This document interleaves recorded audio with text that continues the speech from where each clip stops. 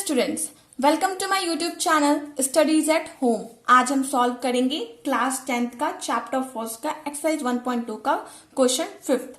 हमारा fifth question क्या given है? Check whether 6 raised to power n can end with the digit 0 for any natural number n। इस क्वेश्चन में हमें क्या बोला है कि अब हमें चेक करना है कि अगर 6 की पावर हम n ले, n हमारा क्या है? नेचुरल नंबर है। हमारे नेचुरल नंबर्स क्या होते हैं?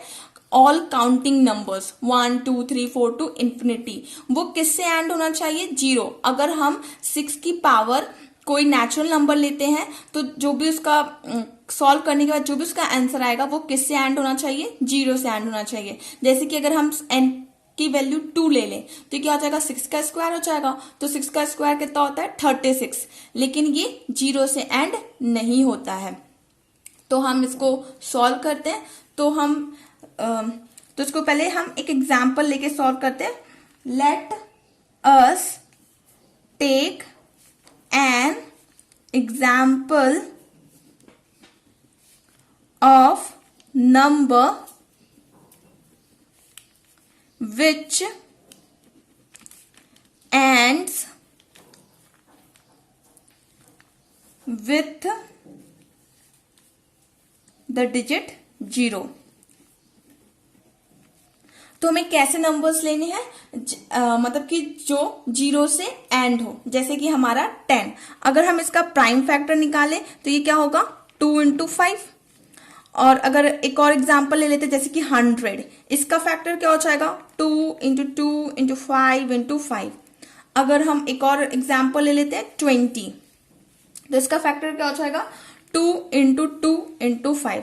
तो आपने एक चीज नोट कर रहे होंगे कि जो भी नंबर 0 से एंड हो रहा है उसका फैक्टर क्या है?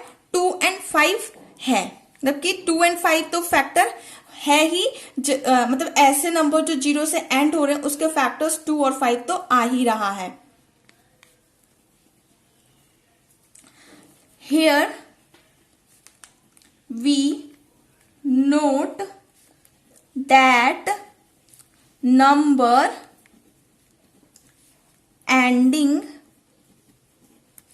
with 0 has both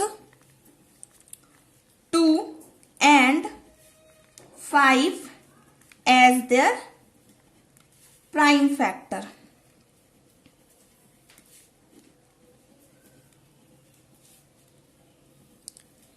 Whereas prime factor of 6 raised to power n, मतलब कि 6 का प्राइम फैक्टर क्या हो जाएगा? इधर साइड में करके देखते हैं। 6 2 से किया तो ये 3 और 3 1 जा, तो इसका प्राइम फैक्टर क्या हो जाएगा? 2 into 3 की पावर n। तो यहाँ पे क्या हुआ? हमारे पास जब हमने 6 का फैक्टर निकाला तो हमें 2 into 3 मिला। मतलब कि इसका फैक्टर हमें क्या मिला? 2 और 3। लेकिन 5 तो है ही नहीं इसमें। तो मतलब कि कोई भी नंबर अगर वो 0 से एंड होता है तो उसका फैक्टर क्या होना चाहिए? 2 और 5 तो होना चाहिए, तभी वो नंबर 0 से एंड होगा। लेकिन यहाँ पे हमारा प्राइम फैक्टर क्या आया? 2 और 3। अगर यहाँ पे 5 होता तो ये भी 0 से एंड हो सकता था। It can be observed that 5 is not in the prime factor of 6 raised to power n। So this is not possible as the only prime in the factorization